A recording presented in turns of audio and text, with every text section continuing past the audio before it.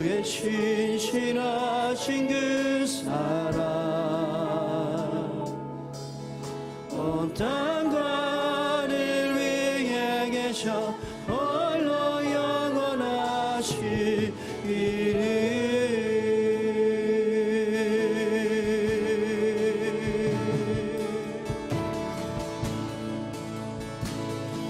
걸어가신 주님 앞에 나아갑시다.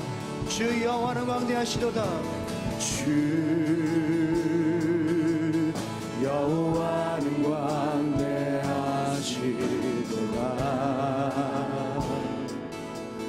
그 거룩한 하나님 성에서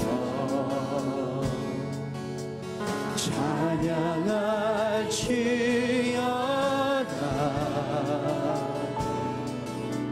승리 우리에게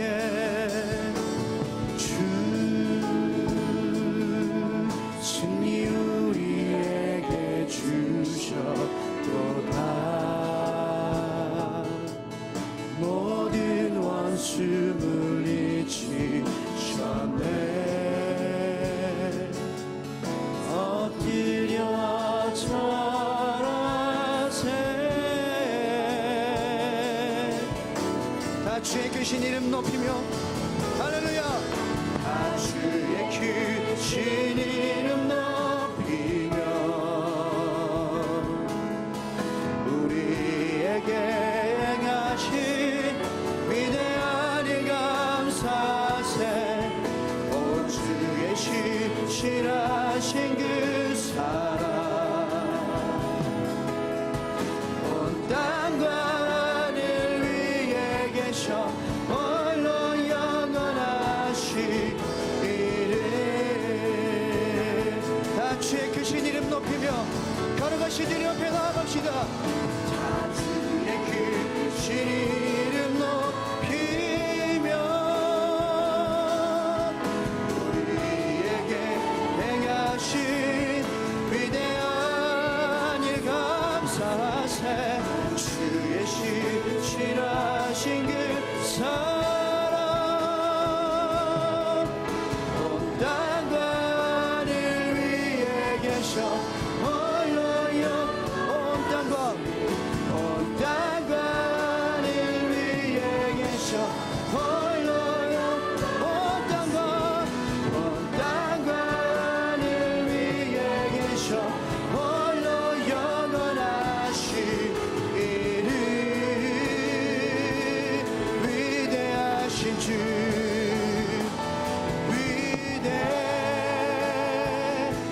위대하신 주 찬양해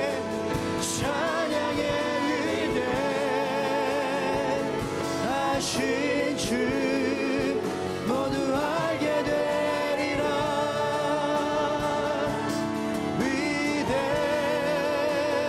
위대하신 주 위대하신 주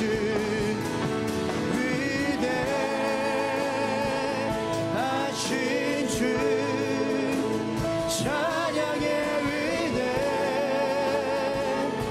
위대하신 주 모두 알게 되리라.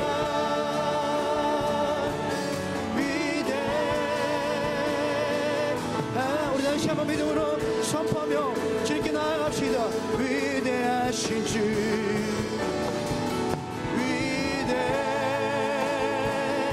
위대하신 우리 삶의 주관자 되신 그 하나님 주님의 존재 주님의 임재를 기대합니다. 찬양에 알게 되리라.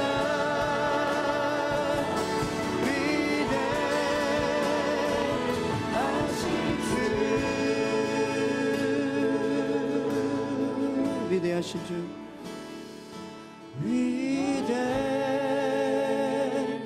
위대하신 주 찬양의 위대하신 주 모두 알게 되리라.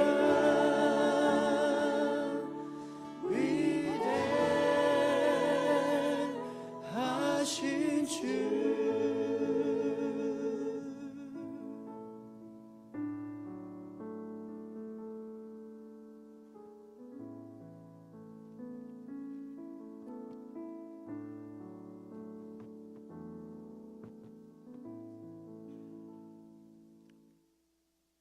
영원 불변하시며 사랑과 은혜가 풍성하신 하나님 아버지, 거룩한 주일을 허락하시어 주님 앞에 나와 예배드리게 하심에 감사와 찬양을 올려드립니다. 주님께서 베풀어 주신 놀라운 은혜로 저희를 구원해 주시고 이 세상 속에서도 구별된 자로 부르신 것 또한 감사를 드립니다. 하나님 아버지, 저희들은 하나님보다 세상을 사랑하며 거짓과 탐욕에 빠져 살아왔습니다.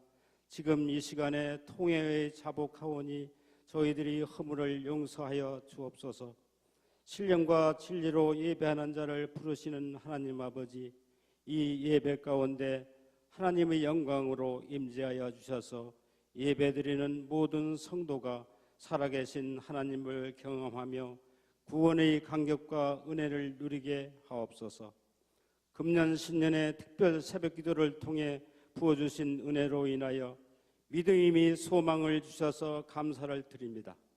우리의 마음을 바꾸고 우리의 태도를 바꾸어 하나님의 관점으로 바라볼 수 있는 영의 눈을 밝혀 주옵소서. 말씀과 기도로 무장하여 각 가정마다 하나님의 은혜와 감사가 넘치는 한 해가 되게 하여 주시옵고, 성령 충만하여 어느 곳에 있든지 주님의 증인이 되는 삶을 살게 하옵소서.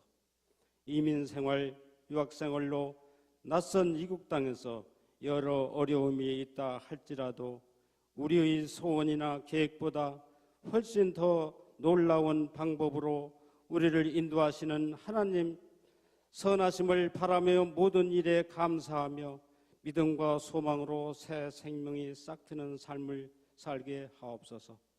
하나님의 인도하심으로 세워진 밴쿠버 온누리 교회에 의해 성령의 기름을 부으심이 넘치게 하사 액트 29 비전을 담당하는 온전한 교회로 우리의 차세대와 이 땅의 여러 민족들에게 복음을 전하는 데 앞장서는 교회가 되게 하여 주옵소서. 금년에 새로 세우신 비전의원 및 순장, 각 사역팀장들이 사역의 현장에서 겸손하게 섬겨 맡겨진 사역을 잘 감당할 수 있도록 지혜를 주셔서 부르심의 감격과 감사가 넘치게 하옵소서. 오늘 말씀을 전하시는 이한규 목사님에게 날마다 새 힘과 권능으로 기름 부어주사 기쁜 말씀의 우물에서 생수를 길러내게 하시고 그 말씀으로 모든 성도들의 영혼이 다시 솟게 되는 역사가 일어나게 하옵소서. 오늘 찬양으로 영광을 올려드리는 찬양팀과 예배를 섬기는 모든 섬김의 손길 위에 하나님의 능력을 공급하셔서 살아있는 예배가 되게 하시고 모든 사역팀에게 주의 은혜와 축복이 임하게 하옵소서. 이 모든 말씀 우리 주 예수 그리스도 이름으로 기도드렸습니다. 아멘.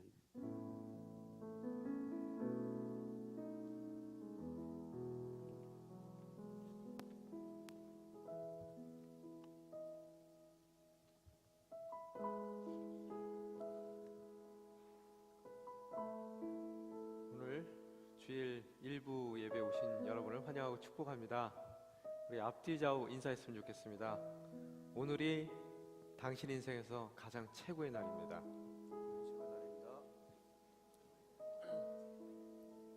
정말 믿으세요? 예. 하나님께서 허락하시는 매일매일이 우리 인생 가운데 가장 최고의 날인 줄 믿습니다. 다시 한번 진심을 담아서 서로에게 인사하겠습니다. 오늘이 당신의 최고의 날입니다. 예, 그 축복의 마음을 담아서 우리 서로 진정으로 축복하는 시간 갖겠습니다. 평화 하나님의 평강이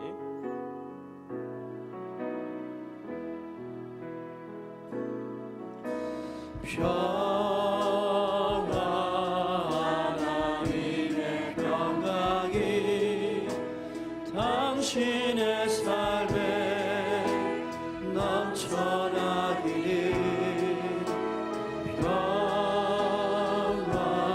하나님의 평강이 당신의 삶에 가득하기를 축복합니다.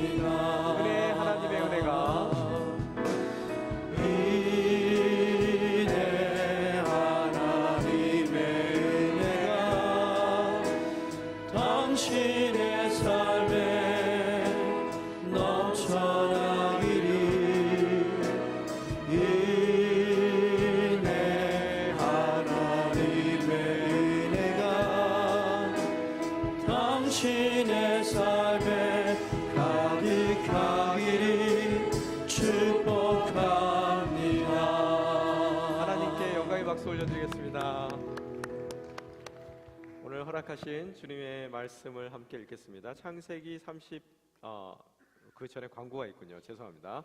광고하겠습니다.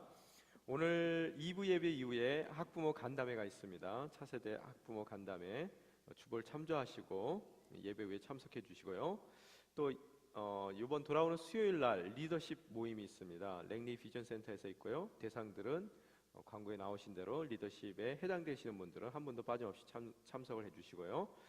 다음 주 주일 2월 2일 2부 예배 이후에 저희 교인 총회가 있습니다. 그래서 만 18세 이상에 해당되시는 세대 교인 여러분들은 다 참석을 해주시고요. 또 계속해서 연말 정산용 현금 그 영수증 신청을 받고 있습니다. 우리 교회 간사님께 문의해 주시고요. 또 이번 주서부터 공동체 순장 모임이 있습니다. 웨스트 공동체와 이스트 공동체 개별적으로 모임을 갖고 있는데요. 이스트 공동체의 모임은 저희가 수요 예배를 이제 목양 예배로 드립니다. 그래서 목양 예배 참석하셔서 순장 모임을 이후에 함께 해주시고 마무리하도록 하겠습니다. 교우 동종 있습니다. 저희와 그동안 신앙생활 함께 해주시던 이승하 자매님 1월 28일 돌아오는 화요일 날 귀국하십니다. 여러분 인사해 주시고요. 또 이번 주 간식은 우리 손은경 집사님께서 신년 감사로 섬겨 주시겠습니다. 그래서 교제하실 때 감사의 말씀도 전달해 주시기 바랍니다. 창세기 37장 2절에서 11절 말씀입니다. 한 절씩 교독하겠습니다. 야곱의 가족에 관한 이야기는 다음과 같습니다. 요셉은 17세의 소년이었는데 자기 형들과 함께 양치는 일을 했습니다. 요셉은 자기 아버지의 아내들인 빌하와 실바가 낳은 아들들을 도왔습니다. 요셉은 형들의 잘못을 보면 그대로 자기 아버지에게 전했습니다.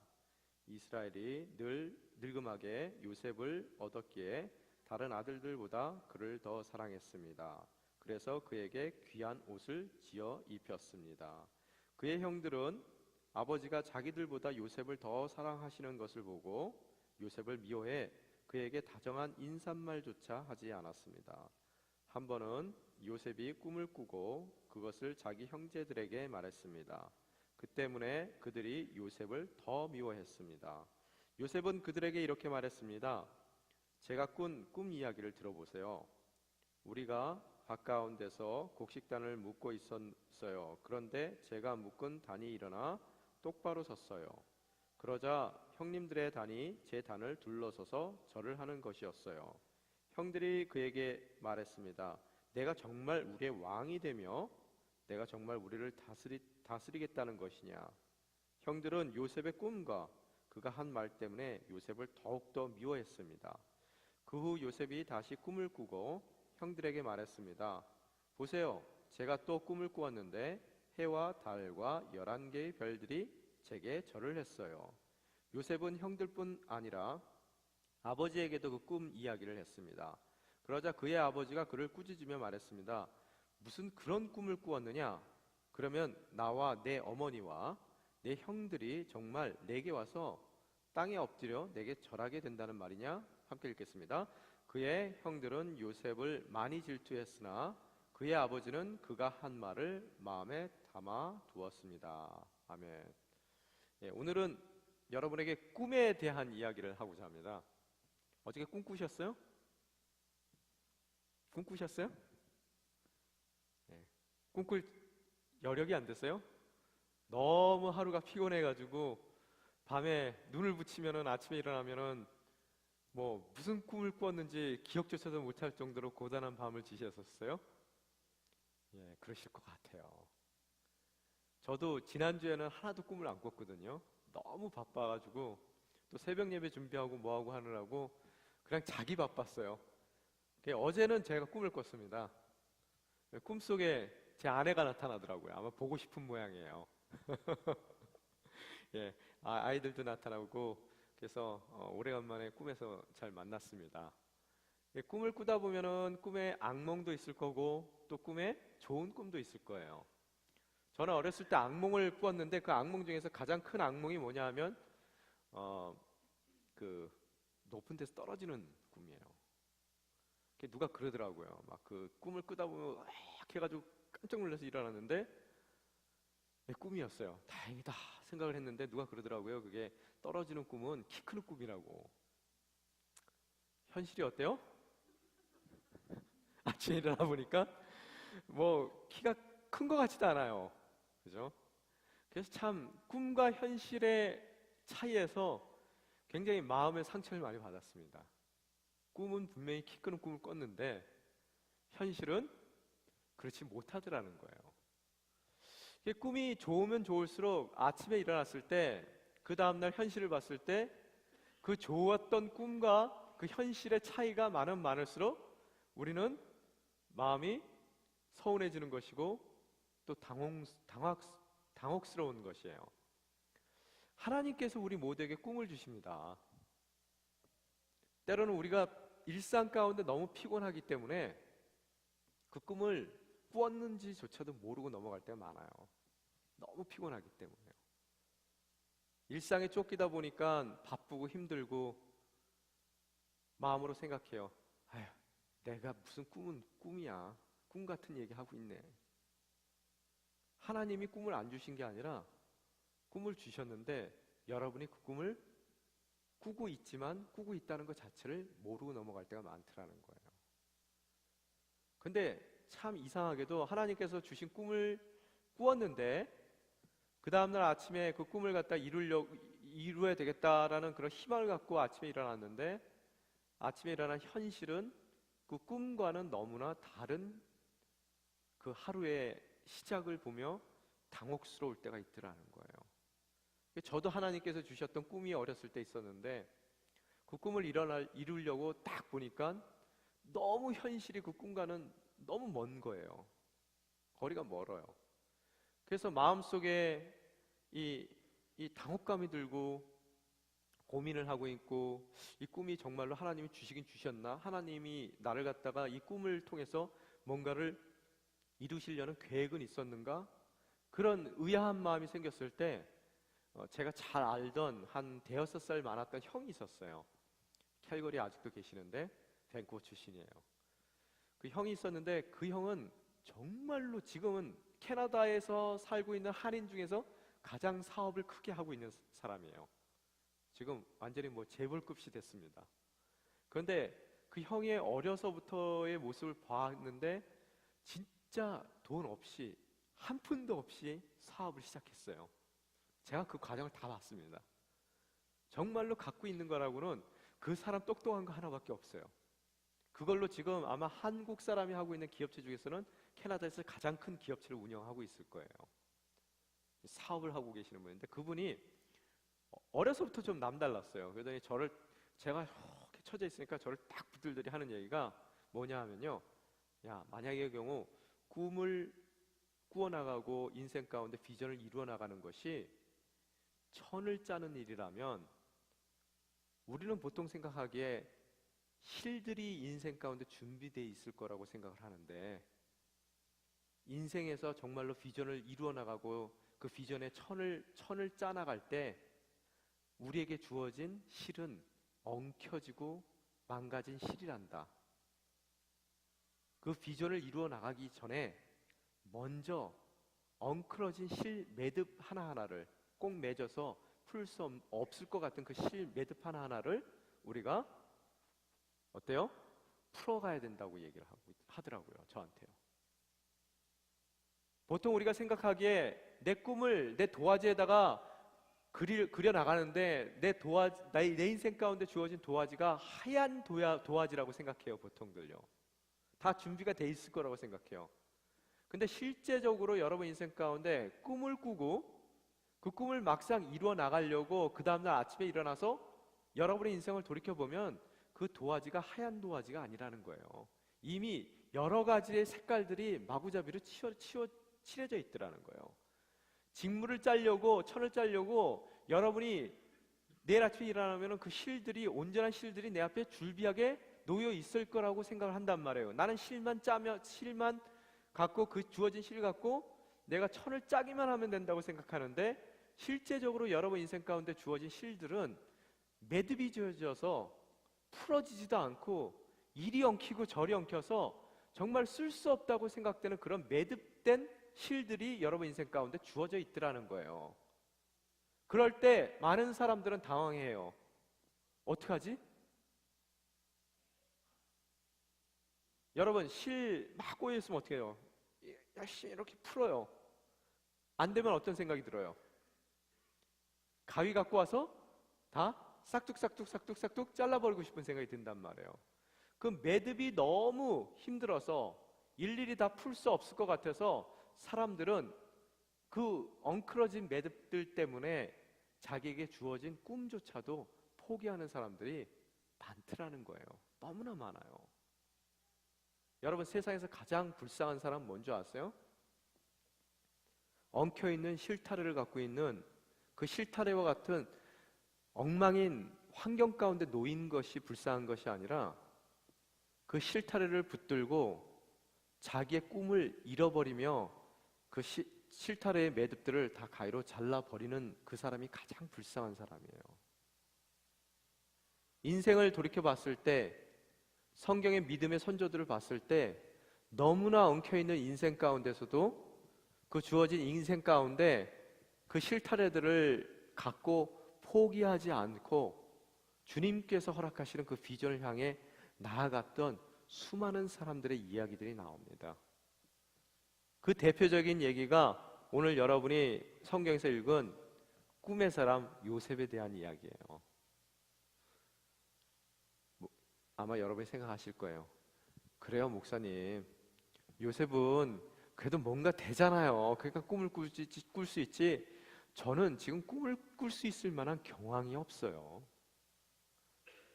제 지금 가정 형편을 보세요. 먹고 살기도 바빠요. 그렇다고 해서 제가 학벌이 있어요. 모아놓은 재산이 있어요. 영어를 잘해요. 아무것도 없습니다.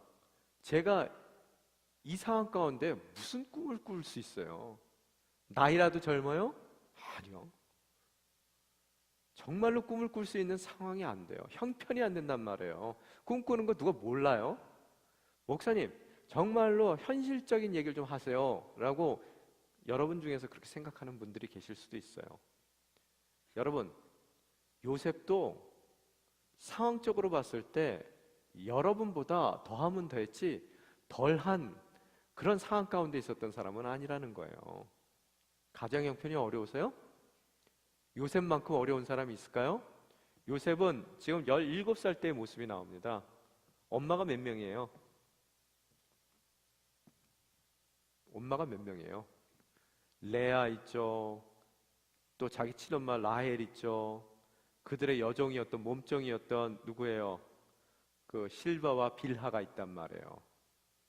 이 네 명이 어떻게 해서 다 야곱 자기 아버지의 부인이 됐어요? 서로 처음서부터 시기와 질투 가운데 어떻게 하면 야곱의 관심을 더 받을 수 있을까? 아들을 많이 낳으면은 저 사람이 나에게 더 관심을 가져줄 수 있을까 해서 아기 낳는 것으로서 서로 경쟁하던 사람들이에요. 서로를 시기하고 어떻게 하든 그 사람보다 내가 더 남편의 관심을 받으려고 자기 몸종까지 전부 다 자기 남편의 아내로 들였던 사람들이란 말이에요.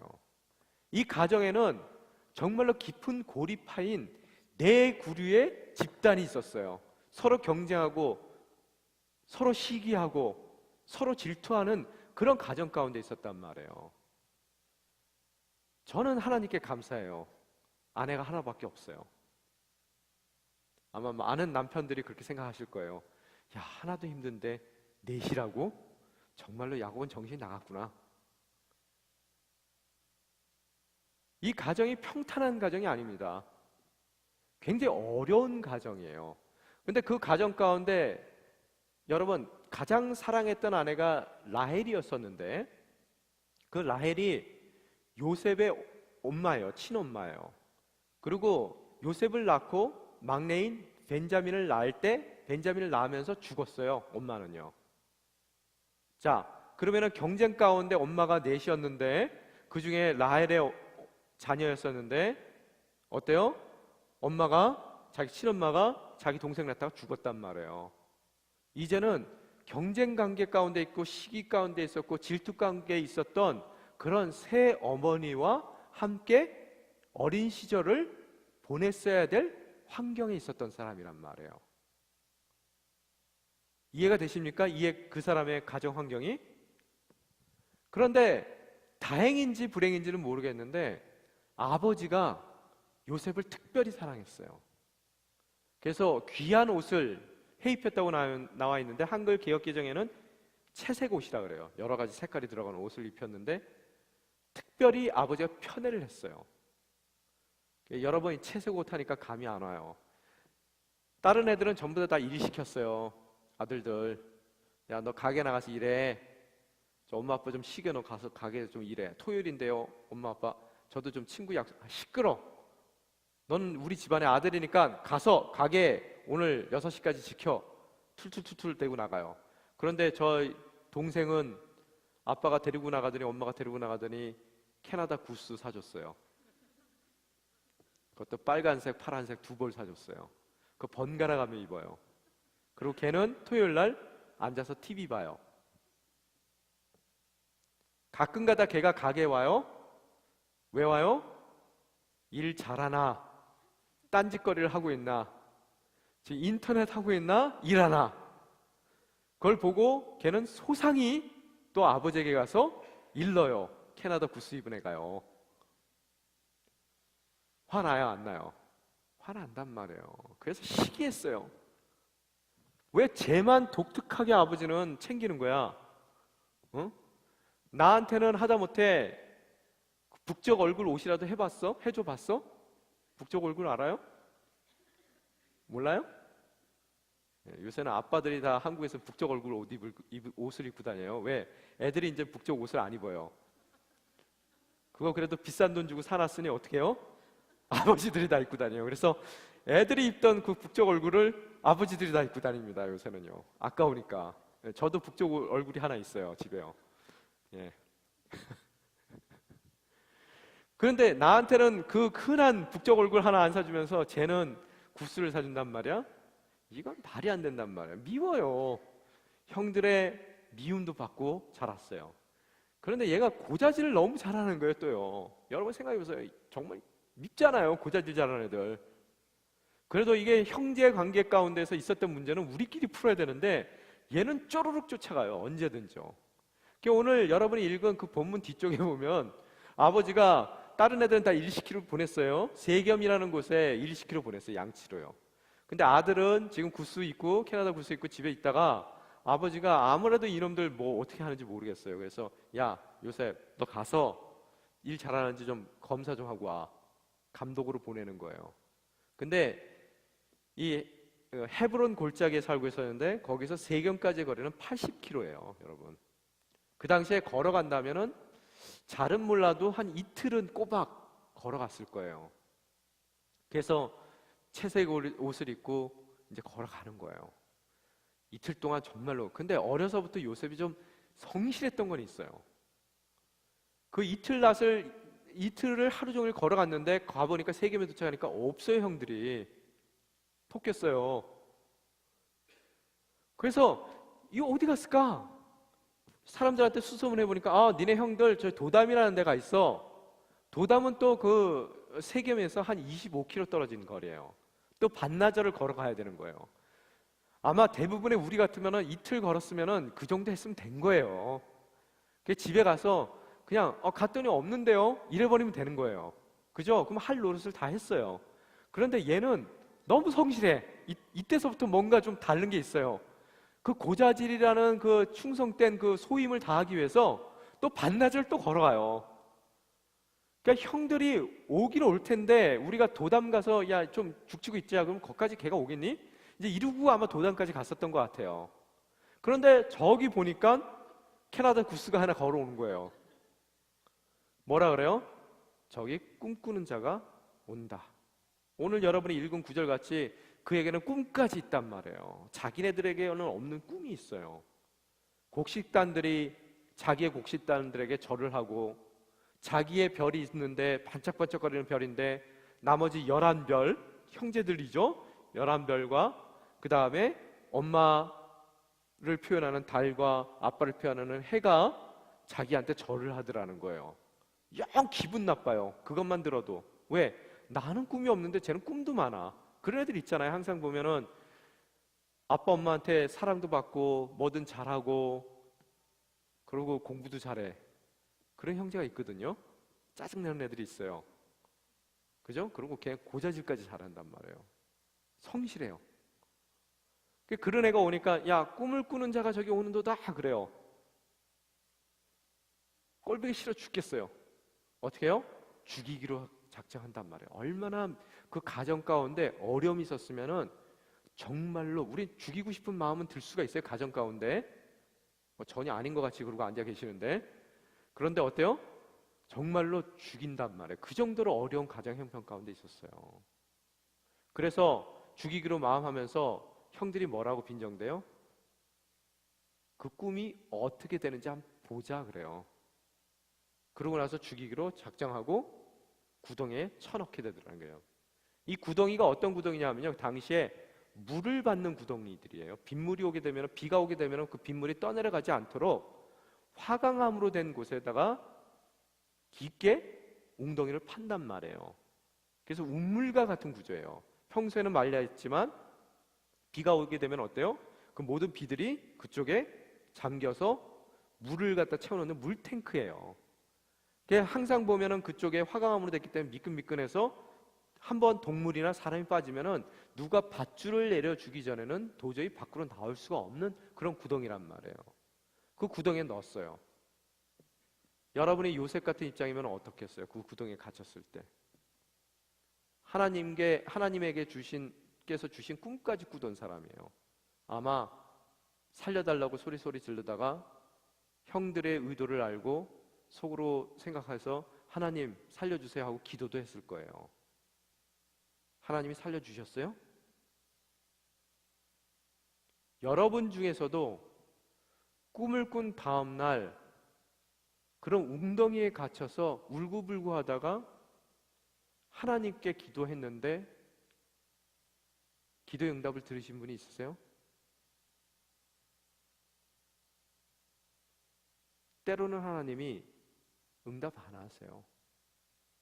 나는 여기 지금 갇혀 있고 아무데도 갈 수가 없는데 이 웅덩이에 지금 내가 구덩이에 갇혀 있는데 하나님께 기도했는데 하나님이 안 들어줘요. 꿈은 꿨는데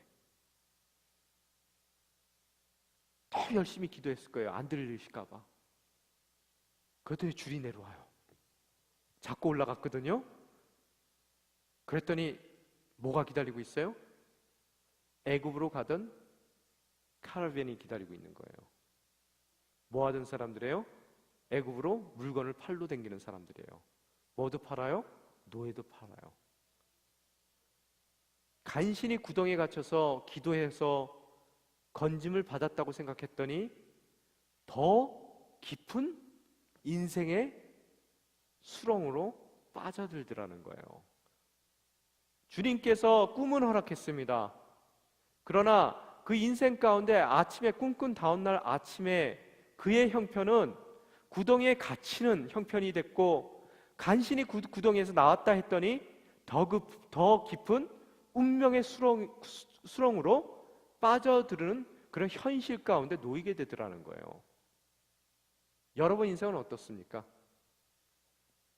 꿈을 갖고 주님께서 허락하신 그 꿈을 위해서 이 먼 곳까지 오셨어요. 꿈에 부풀어서 아침에 일어났더니 캐나다에 이민을 오고 유학을 왔더니 눈을 떠보니까 여러분의 꿈꾼 다음 날의 현실은 어떻냐는 것을 묻고 있는 겁니다. 아, 꿈이 잘못됐나? 이 실타래를 어떻게 풀지? 내가 꿈을 이룰 수 있는 것은 불가능한 일일까? 처음에는 노력하다가 안 풀려요. 잘라버릴까? 그런 마음은 없으시냐는 거예요. 간신히 그 구덩이 가운데 벗어나왔어요. 그래서 이제는 좀 뭔가 해보려고 그랬더니 하나님이 나를 갖다가 구해내 주신 거로 생각했는데 거기서 건져 나왔더니 더 어려운 상황 가운데로 내가 내몰리고 있더라는 거예요. 애굽에 갔어요. 뭐가 됐어요? 보디발 장군이라는 사람 내 집에 노예로 팔려가게 되더라는 거예요. 그걸 우리는 전문 용어로 뭐라 그래요? 신분 추락. 자, 마음에 와 닿지 않으세요? 맨날 1등 하던 애들, 꼴찌 하던 애들이 꼴찌 하면은 전혀 걔네들은 감이 없어요. 왜? It's okay.